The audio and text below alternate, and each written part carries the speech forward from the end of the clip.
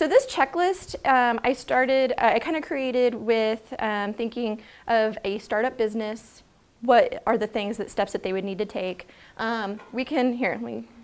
This is kind of what we're going to talk through, and you have all these steps on your handout, and we're going to get into depth with each one.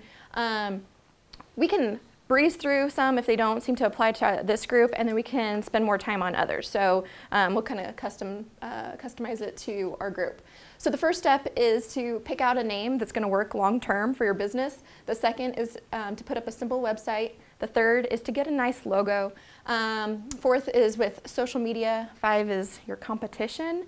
And 6 is putting together your marketing calendar. 7 is tracking your progress. And 8 is having fun. So the first one is the name that's going to work long term. So here are some things that I definitely recommend for a business if they are starting off. Pick a simple name. Pick one that's going to be memorable and one that's unambiguous. And think, when I say, does the .com domain exist without having to get creative, think about if you're going to create a website, are you going to have to change the spelling of your name? Are you going to have to get different, and you make it different? So like fosterdentalcare.com is our name, it's our website, and it works. We're not saying like dropping a vowel or do anything creative like that to make that domain work. So some things to consider. Your name should hint at what you do. Again, make it unambiguous. My biggest tip is to call someone on the phone and say, hey, this is what I'm thinking of naming my business, and then have them say it and spell it back to you. If that's too confusing, when you try and promote your business and they're trying to search you online, and if it doesn't read or sound or spell the way that you think it should, people aren't going to be able to find you. And so that's what you want to do, is you want to be able to be found. So that's why I try and do that. I say shy away from 4 or more syllables. So if, I'm trying to think of an example of that, but so. Unambiguous. Yeah, exactly. You don't want it to be, keep going on and on. And then timeless instead of trendy. And then, like I said, don't leave out vowels or add punctuation. One great example, and it worked for them, but it's not going to work for everybody, is Flickr. They took out the E in Flickr, and so it's F-L-I-C-K-R. And so it works for them, but it might not work for everybody. So don't drop vowels. Or add punctuation, like there's the company Delicious, but it's D-E, period, L-I, period, so it's like, trying to spell that out. So once you've created your unambiguous, amazing name, let's put together a website. And make it simple. It doesn't have to be fancy. And a lot of the best websites that I see are the simple ones. There's an easy navigation menu. Things are easy to find. Does it have your phone number? Does it have your location? Does it have a photo of your business and kind of what you do? So that's what I would do. The main goal is to put enough content on the site that when Google grabs it, that they can start doing their thing. So, and I would put it together using a decent, CMS is like the industry term, content management system. So there's been like debate whether or not WordPress is a CMS or not. That's what we use. But there are so many different web hosting sites, but make it easy and something that you can work in and with.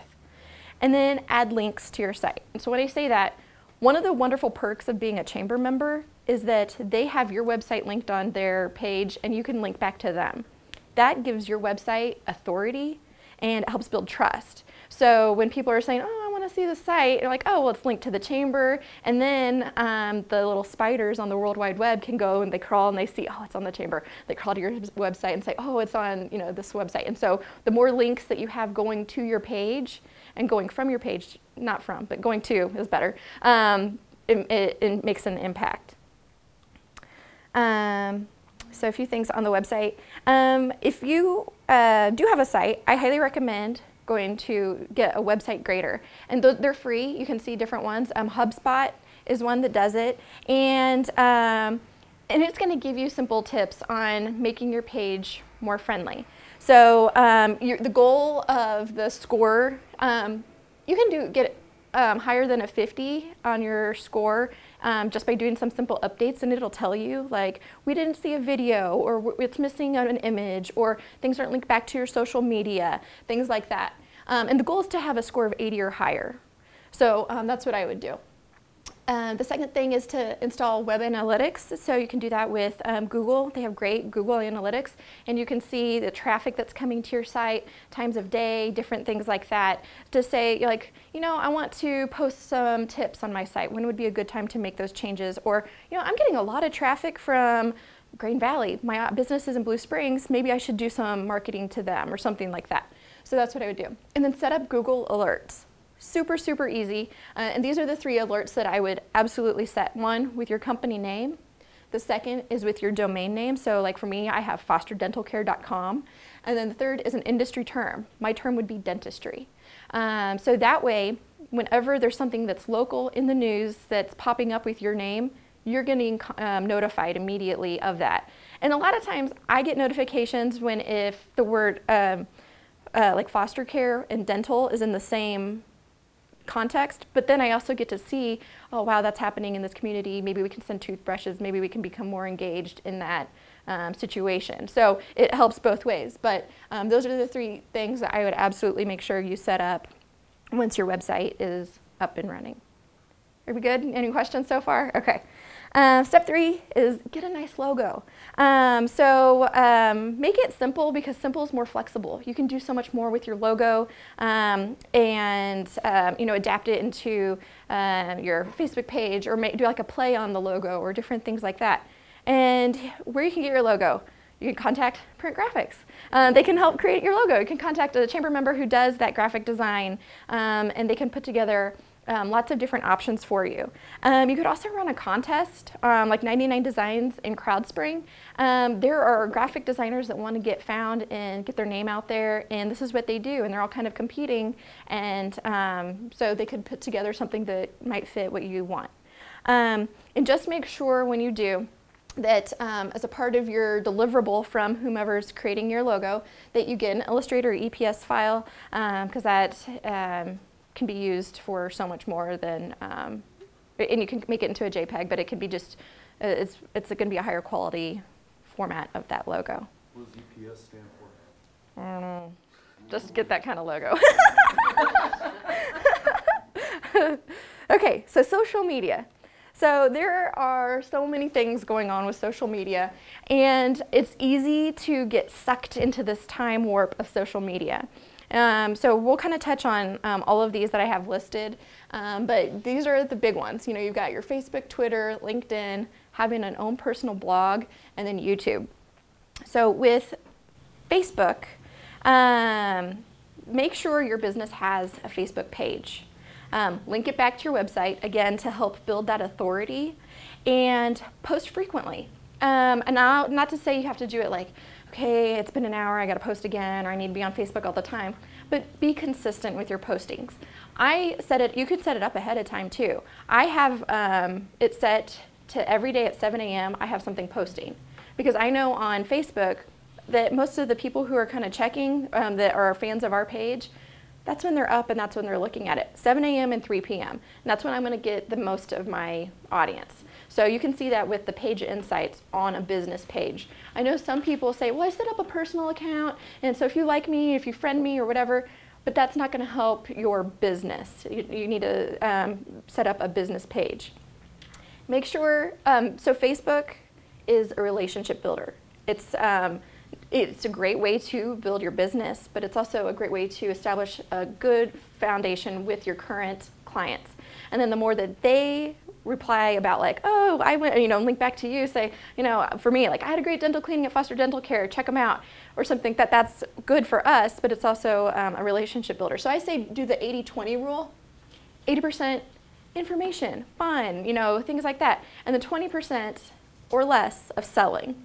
So, because I don't know how many of you who are on Facebook say, man, I don't want this person to sell to me again. I think a lot of people who kind of fall into this trap are friends who take up like a side business, and I am not dogging this business at all, but like Mary Kay. So like, I am going to get rooted in this, and you're like, sell, sell, sell, sell, and you're like, I'm hiding this person, I love them, but I don't want to see this ad once more.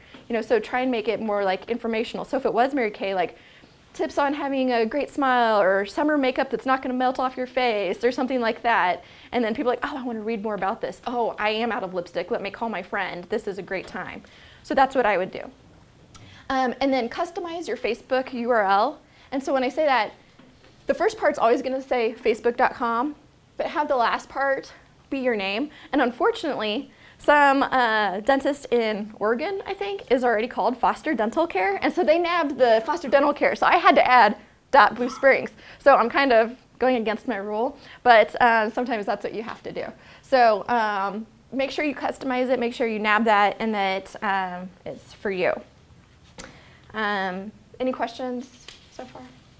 Okay. So Twitter.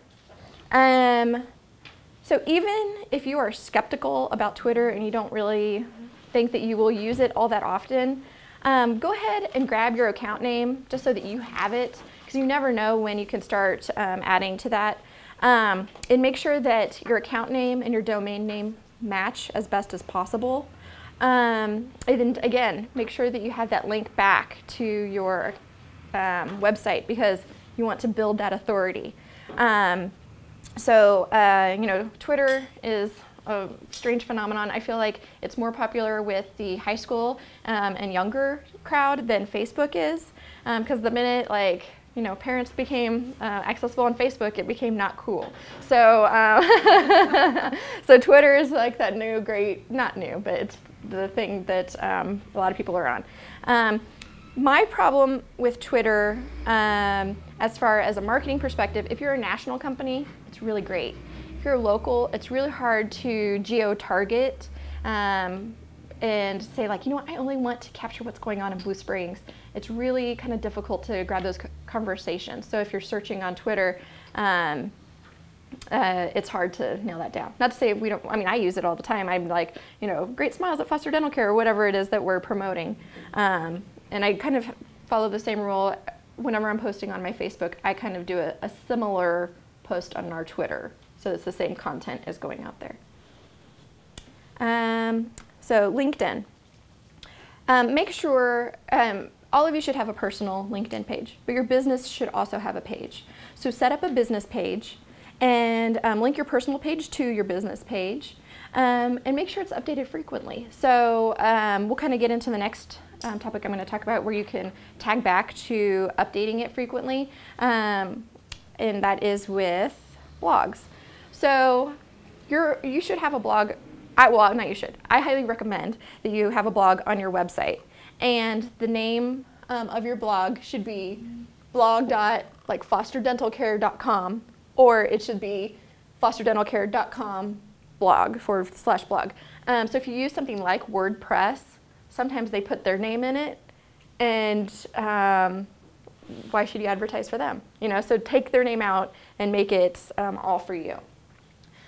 So your blog. I blog every Tuesday, and so I know that this is when I'm going to have an article that's going to be on our website. It's going to have fresh content, and it's just once again helps us stay current with Google, right? So Google's always looking for who's got new stuff, who's got the newest and greatest, and we want to always be on that first page, especially like in the top 3 if somebody searches. So that's one of the main reasons why I blog. It just helps us to be found that much more easy. Plus, then it gives me content that I can link back to my LinkedIn page. It gives us content to link back to our Facebook page and to our Twitter and all of that. So that's why I blog. Generally in my blogs, I make sure that there's an image, like a main image. I also try and find a video that corresponds.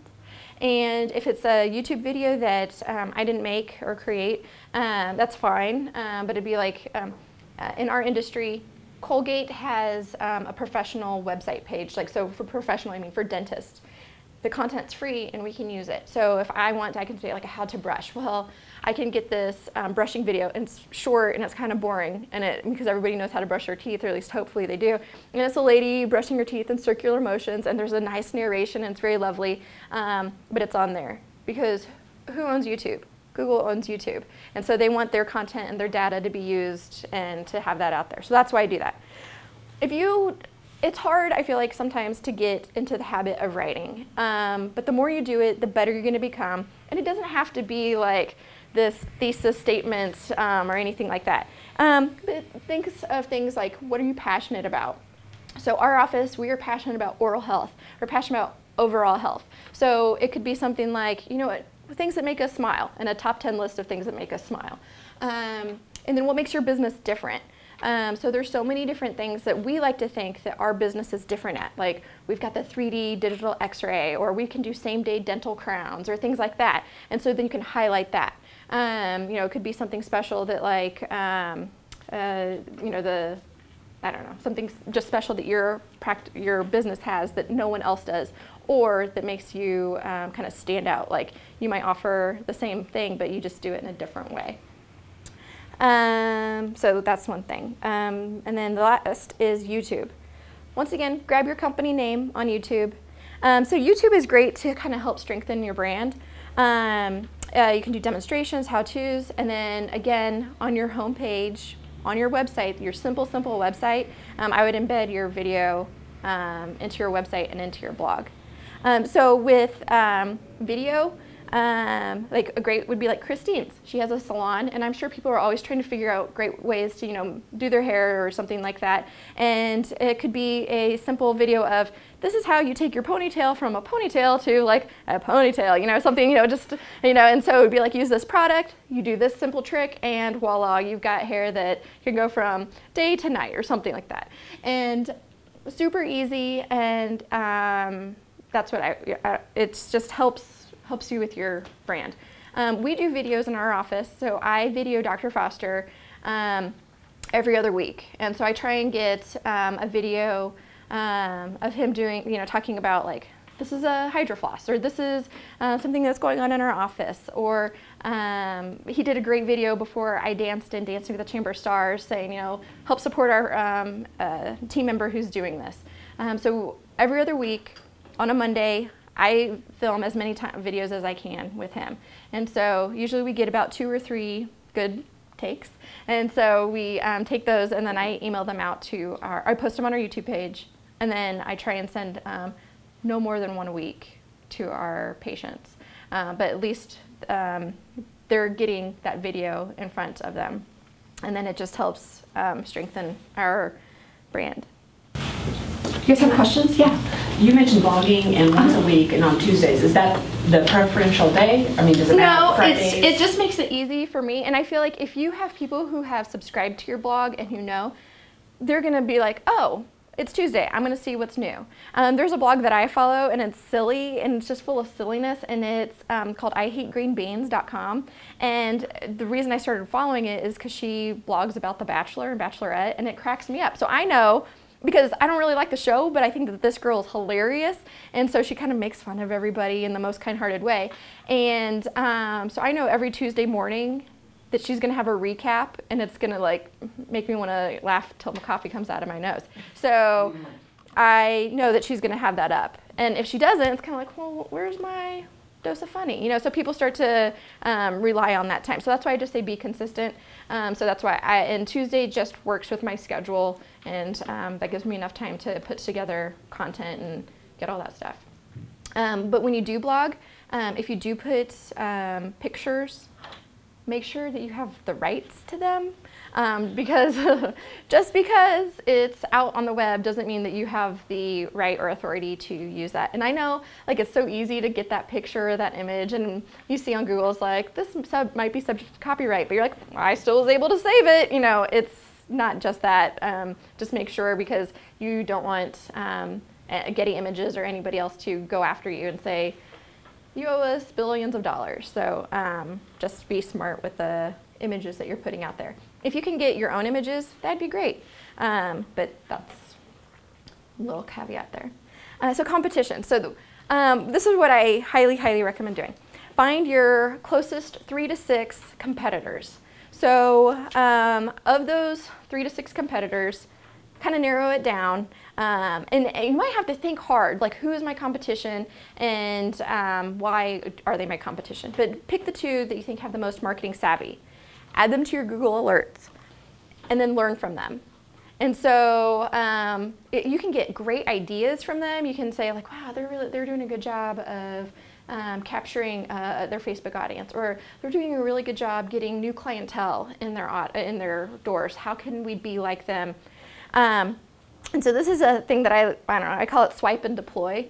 And this doesn't have to be just with your competitors, but any marketing piece that you see. So sometimes when I get the mail for Dr. Foster and I'm flipping through, I'll see a piece and I'm like, oh, when you're done with reading this, I want it back, because it was packaged in a certain way and it was very attention grabbing, and it was like, how can we use this? So I call this swipe and deploy. So, oh, here's a great example. This summer, we're really excited. Foster Dental Care is celebrating their 35th anniversary of dentistry. This summer also, Dunkin' Donuts is celebrating their 65th anniversary. So I'm just thinking, let me just change that 6 to a 3, and that language, the way they wrote it is so great. You know, it's like, there says something like, for 65 years, Dunkin' has kept you running. And so I'm like, for 35 years, Foster Dental Care has kept you smiling. And so, very, very easy twist, but they did the work, and I'm just kind of flipping it, and it works. So you don't always have to reinvent the wheel. You just have to keep your eye on things that speak to you. So I have kind of like my wall, and if you guys came to my office, you'd think I'm a hoarder, and I'm not. But I have my items that I'm like, oh, this is a really good idea. I want to keep on to this because I never know if this is something that we can use in the future. So that's why I've got my little wall, and then I have like a booklet of like articles and everything like that. Okay, so continuing with competition. So Joe's Kansas City, formerly known as Oklahoma Joe's, fabulous barbecue, but they are really great at knowing their competition and promoting them, which sounds strange. But anytime that there's a new barbecue establishment coming up in Kansas City, they give them a shout out. And so like Plowboys, when they opened, not their Blue Springs location, but when they expanded to downtown, they said, we're so excited for our friends at Plowboys, go check them out. It seems strange, but it works for Oklahoma Joe's, or Joe's Kansas City, because I think their whole goal is people go and check out barbecue, and you're like, it was good, but it's not Joe's Kansas City. And then you go back and you're like, oh, I wanted this, delicious barbecue. And so and they do a really great job of promoting their competition. And anytime that other barbecue is listed in, like Travel and Leisure magazine voted Kansas City top 10 barbecue or whatever, and then they list those industry, like, so great to be a part of this barbecue culture or something like that. And so they're really good at that. So that's one group that I try and think of, like, if I were to swipe and deploy some of their tactics, that's one that I would do. So I say promote your promoters. So if somebody links back to your website or writes about you, help drive traffic to their location. So like, let's say if the Examiner were to write about Foster Dental Care and a day of free dentistry that we're having, I would absolutely link back to them on our blog and whatever, and say it's been great thank you so much to the Examiner for this wonderful article. Check them out, on this, here's their website. And so it's linking back to them. Again, it's helping build that authority, and then in turn, people are going to take notice of that. So maybe another blogger would say, like, oh, wow, they gave that person a shout out for writing about them. I want a shout out too, so I'm going to write about them. And so it kind of helps create this kind of give and take. If you do follow any industry blogs or anything like that, you can kind of see that maybe they'll kind of link back to other people that have written about them. You guys good? Questions, comments, concerns? Okay. Okay, so again, kind of going back. So I know I said earlier to list who your closest competitors are, but think about not just local. Who are the top people in your industry, like across the states? Think about that and what makes them great. What could you be doing what they're doing, and what's stopping you from doing it? And so write a blog post about them and add links to their site. So one way you could do that is, like top 10 libraries in the United States or something. And it could be like and list them out and say, like, this is why I like this library. They have this unique like coffee feature, or they have got a reading lounge that's really plush, or like the library downtown has the top whatever, anyways, it's got a nice rooftop. And or like the story time that you guys have, and it's not just for older kids, it's for toddlers or something like that. And so you could list that out and link back to all those different industry leaders, and then hopefully in turn they'll link back to you and it becomes this nice give and take. Okay, so marketing calendar. This is going to look, again, a little crazy. So I create, before I get ahead of myself, plan ahead. And then when I plan ahead, I'm looking at my entire year, and then I look at the quarter, and then the month, and then the week, and then, okay, what am I doing today? So I also look for holidays. How can we tie into any of those holidays? And then notice what big businesses are doing. So companies like Walmart, Costco, Hallmark, when are they putting out all of their stuff? So when did you guys start seeing Father's Day and graduation cards start being displayed? That's when you need to start promoting and marketing. If you want to have a promo that goes with that, that's when you need to start doing it. It can't be like the week before Memorial Day and be like, oh yeah, we've got grills for sale. Like, you should have been promoting that ages ago. So that way you can stay current and relevant and in front of people. So notice what the big businesses are doing and set your budget and stand firm in it. Okay, so this is what my crazy marketing calendar kind of looks like. So this is for the year. And I just took a screenshot of it. And so like these are all of my events. And some of them don't happen until later, but I still go ahead and list them all out. This is for the month of June. So things that we have going on, like I know newsletters need to go out. I need to make sure I've got video schedules for Dr. Foster. My blog posts I just have kind of up there, social media and Twitter. We have Dentistry from the Heart. It's not until September 26th, but this is when I need to start contacting donations, getting volunteers, things like that. So I have the red, and then this is all the planning phase. And so it kind of goes all throughout the year, so that way I know when I need to start planning, when I need to start making action. So that way, then I can look at the year and say, you know what? May is usually when I do all my reorders for something. I need to make sure that my budget matches that for May, something like that. So, okay, so then when I say break it down to quarter, this is first quarter, second quarter, third quarter, and that says third quarter again. It's a typo, fourth quarter. And so then within that quarter, I know that these are the different things that I have going on. And so that way, it just kind of helps me break it down. And so like right now, I'm not looking at any of this stuff. I'm just saying, what do I need to be focused on for June? And what's going on? So like we've got, this is Dr. Foster's birthday month. So we're doing a HydroFloss special. We want to promote dental care, and he likes smiles, so we're doing that. And then I have themed marketing, Father's Day. So we gave away a dental chair for our Father's Day man cave. So we've got that. And then I create a lobby video for people who are in our practice while they're waiting to get pulled back. They're just seeing stuff about our practice. We don't have the news on or anything like that in the lobby. They're hearing all about how great we are. Promote yourself, that's what we need to do. And then that we're going to do a school supply drive contest. We try and get supplies for Community Services League, and we partner with Elrod Orthodontics, and we have a competition, which office can do the most. And the newsletter, and then social media. So those are some of the things that we've got going on this month. You have questions? You look confused, Pat. You good? Okay. All right. Okay. No, you're right. So you can have all this marketing, but then you need to track it. And then, are you getting a return on your investment for your marketing spend? So, and think of what is your acquisition cost. So I do that with new patients. So how much am I spending on marketing divided by the number of new patients that are coming in, or your new customers or clients? That's how much it's costing me to get that person to walk in the door. So different ways to track. One, ask people how they heard about you. Two, we have this on our phone. We have a whisper on our phones. So if somebody, we have different phone numbers on different marketing pieces. So the phone number on our website doesn't match the phone number that's in the yellow pages. It doesn't match the phone number that's on our direct mail pieces. They're all different. So if somebody does find us on our website, when we pick up the phone, it's going to whisper, Google. And so, so I hear Google, and I'm like, oh, they found us on Google. And then I could say, and you still ask the question, how did you find about us? And it could be, my good friend Pat told me about you, and be like, oh, that's wonderful. But they still went to Google to find our phone number. And so we try and track all that. So that way, how do you get the phone whisperer?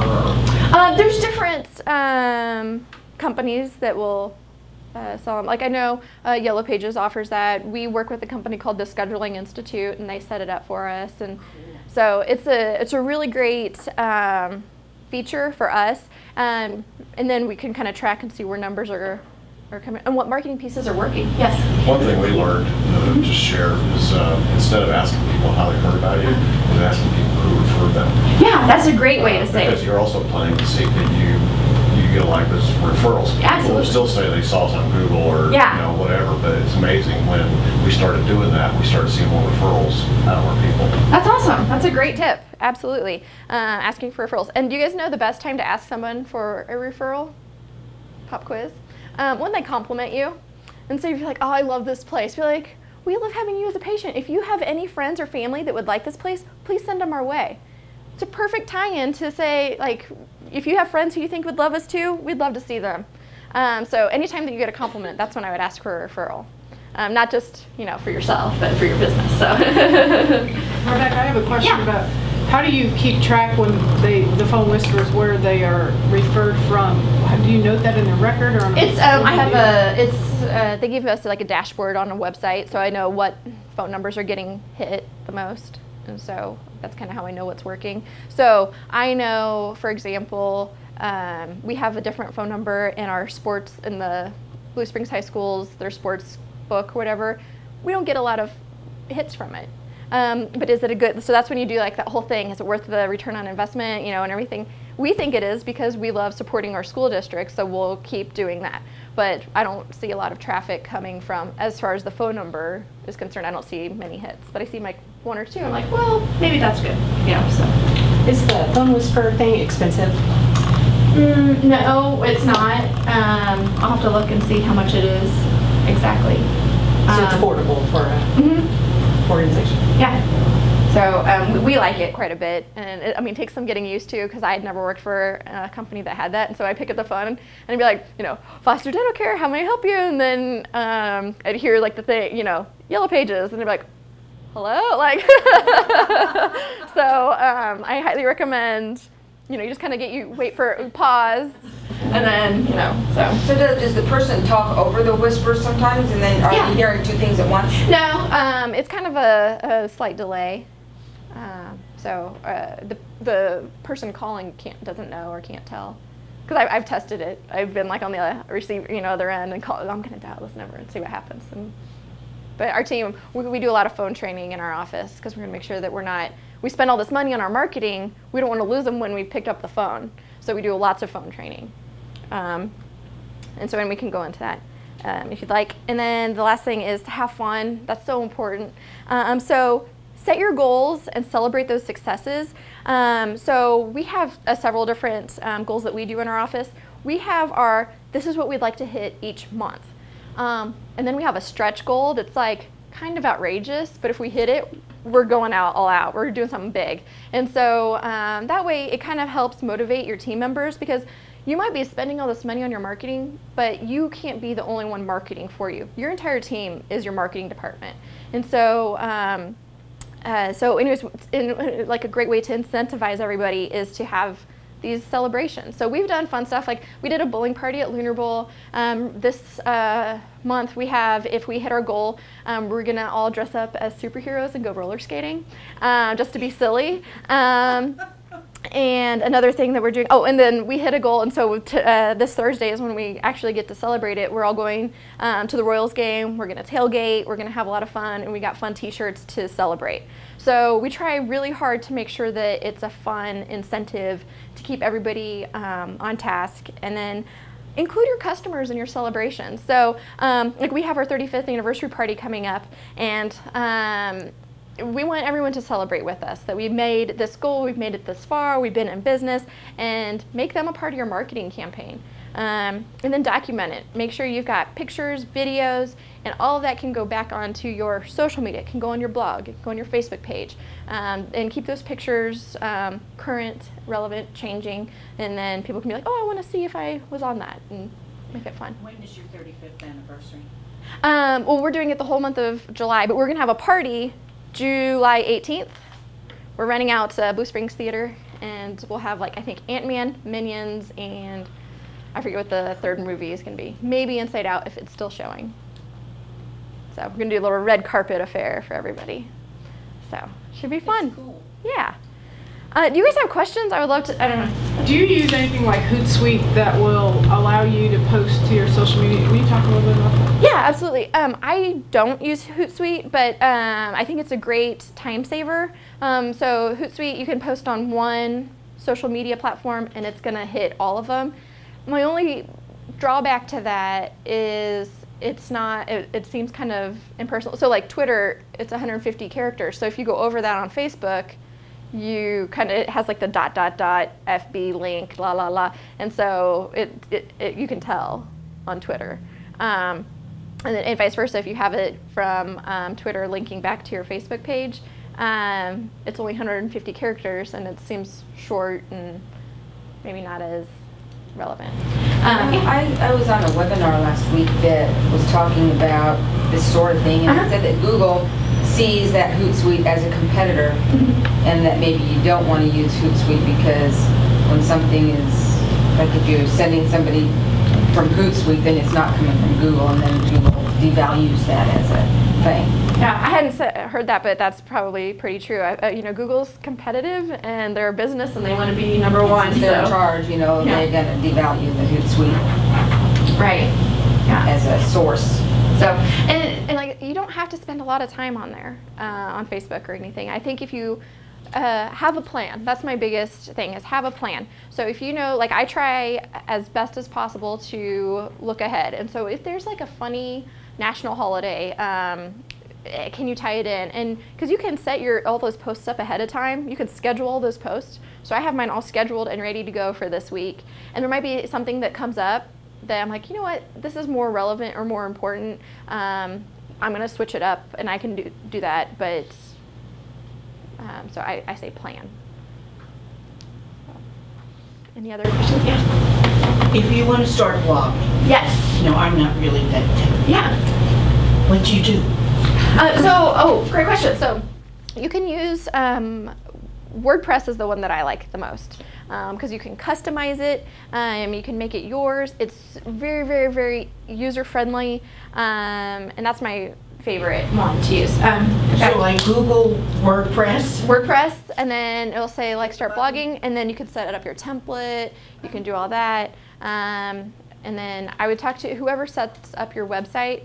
If you are not setting up yourself, just see if there's a way that you can pull your blog directly into your site. That's what I would do. And blogs don't have to be long or extremely wordy. I always like to, so my blog format usually is intro paragraph, an image that corresponds with what I'm going to say, like some bullet points or numbers, you know, a video, and thank you for coming by, essentially. And I always make sure that in that blog that I've linked back to my website, even though it's already on there, I say, you know, I make sure there's a link. So if I say foster dental care or contact our team, that's a link back to our page or back to a place where they can call us or contact us. Even though it's all right there on that page, I just try and make sure that those links are there. Any questions? Yeah. What do you find is most engaging, and this may be different for every business, but we're always trying to engage our customers and get some back and forth interactions going on. Do you have any tips on what's super successful or what fails? So contests are always a great way to get people engaged. So like yesterday was some sort of a smile holiday. I can't even remember what it was. And so I put that on there, and a great way would be like put your, like if I did it on Facebook, share your selfie with us, and those who share get entered into win whatever. And then that gets people looking at your site and your page, and then they kind of create that engagement. But contests, I think, are the biggest draw. You don't want to be giving stuff away like every day, because then it kind of devalues it. I don't know if that would be the biggest initial thing that I would say. I don't know. Any other questions, comments? I hope you guys found this to be informative and wasn't like I don't know. If you want, and I can, I mean, if you have other questions, if you want to talk more in depth about any of the social media platforms or blogs or website, I'd be more than happy to set some time aside and chat with you. So, all right. Thanks. As you can tell, Jeremiah has been recording it, so Rebecca's PowerPoint will be on there as well as the entire presentation on the Chamber website and the YouTube channel. We will send, there's some sign-in sheets. If you haven't signed in, go ahead and sign in before you leave. We'll send the next 2 Power Hours schedule out to everyone who's here today. We don't have the little handout finalized yet. And those will be here in this location in July and August, 3rd Tuesday of the month. And there's also a survey there if you wouldn't mind filling that out so we can get some feedback on today's presentation. So thank you very much. And there is a brochure in the back also for the library. We have a program called Square One, and it's been grant funded through Kauffman. So that brochure will run through the fall, and we have made sure that some copies are here available for you to pick up. All right. Thank you. Thank you.